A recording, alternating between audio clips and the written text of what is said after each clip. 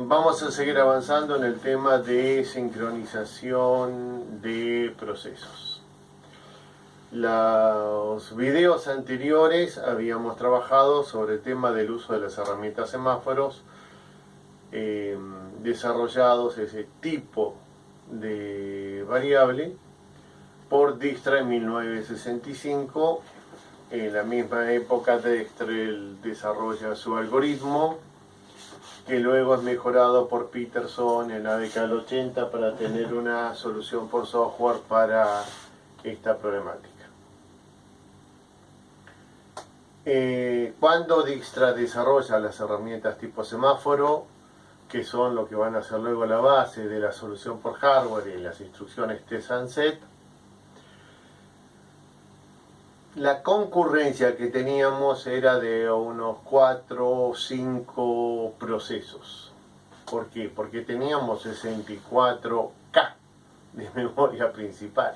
En la década del 70 teníamos 256K de memoria principal, 512K de memoria principal. Entonces la cantidad de procesos que se ejecutaban concurrentemente era baja. El problema, cuando empezamos a tener mayor cantidad de memoria, empezamos a ejecutar mayor cantidad de procesos de forma concurrente. Los semáforos funcionan muy bien cuando en realidad lo que estamos utilizando es múltiples instancias del mismo código. Entonces tenemos 60 cajas en un supermercado, pero el código es uno solo. Por lo tanto, verificado el correcto uso en el código de las herramientas semáforos, esto funciona sin problema. El problema es cuando el acceso a un recurso compartido es usado por múltiples procesos con múltiples códigos, que es lo que empezó a pasar en la década, fines de la década del 70, principios de la década del 80. Y es suficiente con que solo uno de los códigos de un proceso esté mal programado para que todo el sistema produzca resultados no deseados. Entendamos. Supongamos que se hizo un pequeño utilitario en el área de programación que trabaja con una de las variables, pero como cuando se ejecutaba en forma solo, el programador no le puso semáforos. Luego el proceso principal pasó al área producción, pero hacía falta a veces tocar esto, entonces dijeron, che, hay que programar esto, y dice, yo lo hice ese utilitario, y lo manda a producción, pero ese utilitario no tiene semáforos. Entonces él va a entrar siempre a la sección crítica. Tiene que darse que justo entra a la sección crítica cuando otro proceso esté en la sección crítica. Entonces cada tanto va a haber un error y no vamos a saber por qué. De la misma manera, si uno de los programas que se utiliza se olvida de poner la función, o sea, cuando lo probamos, como estábamos solos, le pusimos comentarios, tanto al wait como al signal. Cuando lo mandamos a producción, quitamos los comentarios. ¿Alguna vez nos olvidamos de quitar uno de los dos comentarios? ¿Qué pasa si me olvido de quitar el comentario de wait? Bueno, ese va a entrar siempre. Por eso no va a haber problema, salvo que cuando sale le suma 1 a la cantidad de recursos existentes. Si el semáforo es un semáforo de tipo binario, un mutex, en realidad cuando sale lo niega y entonces se produce un fenómeno inverso. O sea, cuando tengo muchos códigos diferentes que utilizan el mismo recurso que es de uso exclusivo, que comparten ese recurso que es de uso exclusivo, Los semáforos son una mala respuesta, porque con uno solo de los códigos que funcione mal, ya no es confiable. Para evitar esto se desarrolló una solución a nivel de lenguaje de alto nivel. La vamos a comentar bastante por arriba porque en realidad pertenece a las materias del área de programación, no a las del área de computación. Los sistemas operativos proveen las herramientas semáforos, los compiladores proveen esta herramienta que se llama monitor, y según algunos autores, los compiladores forman parte de los sistemas operativos. Cuando dijimos al principio en la definición, conjunto de programas y rutinas que administran y facilitan el uso del hardware, algunos de los autores incluyen los compiladores. Otros autores no. Y hay argumentos para defender ambas posiciones. Esta herramienta que se desarrolló es un tipo abstracto de datos y se denomina monitor. ¿Qué es un monitor? Un tipo abstracto de datos que va a encapsular todas las operaciones sobre los recursos compartidos, típicamente variables, punteros del buffer, etc. Entonces, cuando yo quiero hacer algo con un recurso compartido, invoco al monitor y le digo al monitor, le pregunto, por ejemplo, ¿dónde está el puntero del buffer? O le digo, corra 10 al puntero del buffer, o le digo, reste 10 al puntero del buffer. Pero no lo hago yo. Entonces, el monitor encapsula todos los procedimientos, típicamente consulta, inicialización, desplazamiento de punteros de buffers, etc. Y los distintos procesos van a invocar el método del monitor. Pero un solo proceso puede estar dentro del monitor a la vez. Es decir, lo que me garantiza a mí el monitor es que esté bien programado, porque es un tipo abstracto de datos que es el mismo que van a utilizar todos los códigos que usen ese recurso compartido, y entonces se acabó este problema de que alguno no le puso comentarios, sacó uno solo, no sacó los dos, o no le puso el semáforo, etc.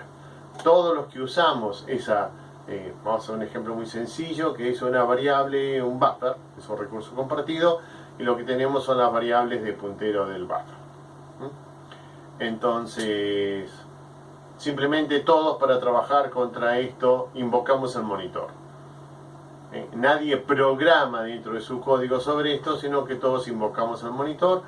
Esto no soluciona el problema, por lo tanto los monitores son muy usados. Hay dos tipos de monitores, pero esto vamos a dejárselo a la gente de programación concurrente, no hacia los sistemas operativos.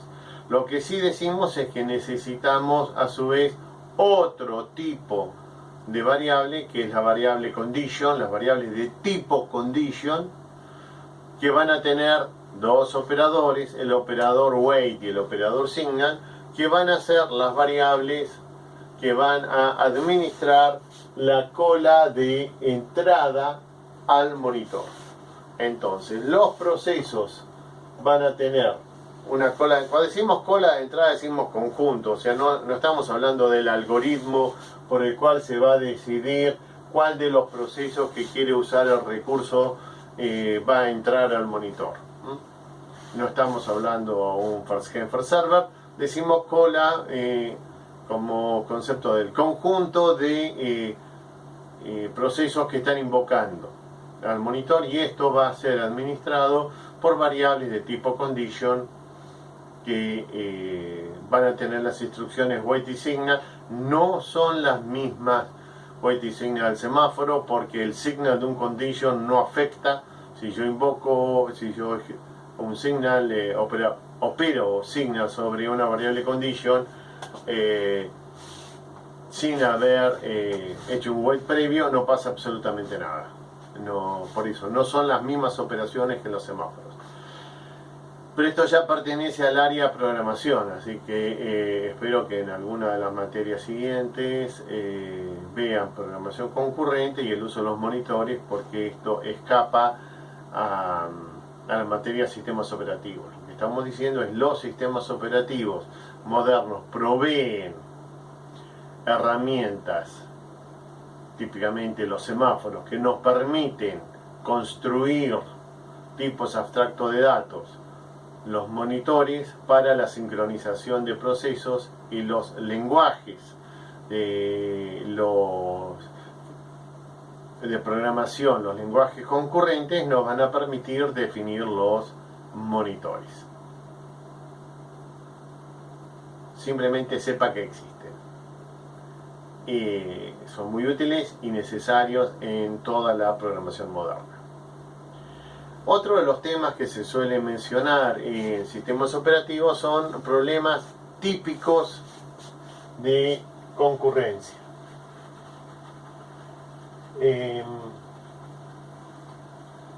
A los efectos de poder probar si las herramientas funcionan o no, es estándar, es normal definir un tipo de problema y probar esta nueva herramienta sobre este.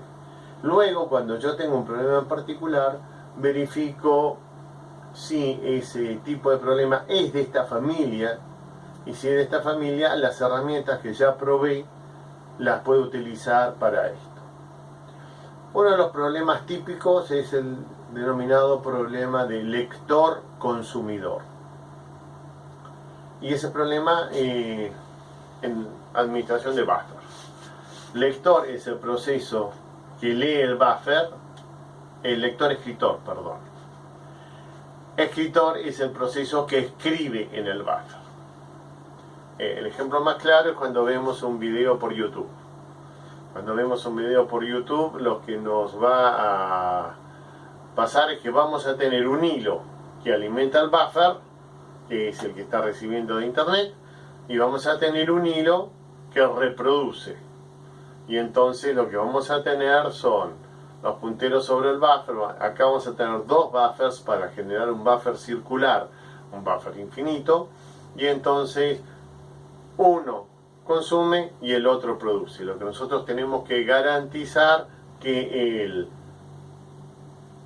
escritor no pise al lector, porque si no, nos salteamos. Esto lo hablamos en su momento cuando hablamos sobre buffers, y es uno de los problemas clásicos.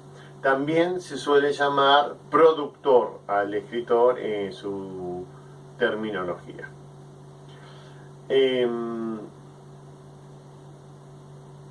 Otro de los problemas clásicos es el problema de los filósofos chinos. Un ejemplo son 5 filósofos chinos rodeando una mesa, cada uno con un platito de arroz y con un solo palillo cada uno de ellos, y para comer necesitamos tener 2 palillos. Entonces tomamos primero el palillo de la izquierda, luego el palillo de la derecha, y con eso consumimos. El problema es si los 5 quieren consumir a la vez, cada uno toma su palillo de la izquierda, nadie puede comer porque con un solo palillo no se puede verlo. Y esto, bueno, hay muchas soluciones típicas para esto, se los dejo para que lo vean en la bibliografía, está bien explicado en el Silverchats, y son simplemente casos